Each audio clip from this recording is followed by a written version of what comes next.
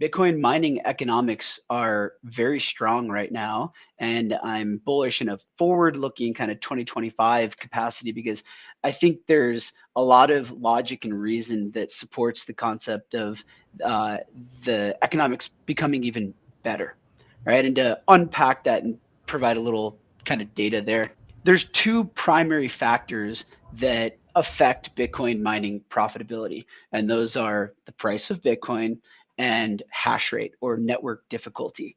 And what we have is the underlying concept is basically the velocity at which those two levers can move, right? So Bitcoin price can move significantly faster than network difficulty can move. And that's because you run into real world limitations around bringing incremental hash rate online, right? I mean, bringing incremental hash rate online, you have to get machines primarily from Asia. You have to build out significant infrastructure. You have to cut, power contracts, and you're also going against the law of like it becomes harder and harder and harder to double, right? A number gets bigger, you double it again, and we're talking about like real world energy constraints.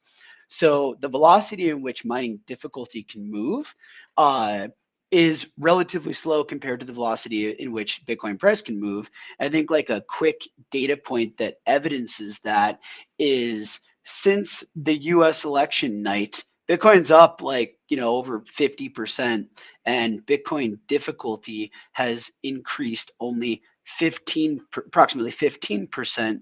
And that's after a record high 6 consecutive positive difficulty increases, right? So it's just showing what that looks like. And now as I look towards 2025, why am I bullish about Bitcoin mining in 2025? I think we have significantly positive catalysts for Bitcoin price appreciation. And just to summarize those, potential nation state adoption or state adoption, institutional adoption, right? Corporate adoption, and retail adoption, all flowing in the right direction.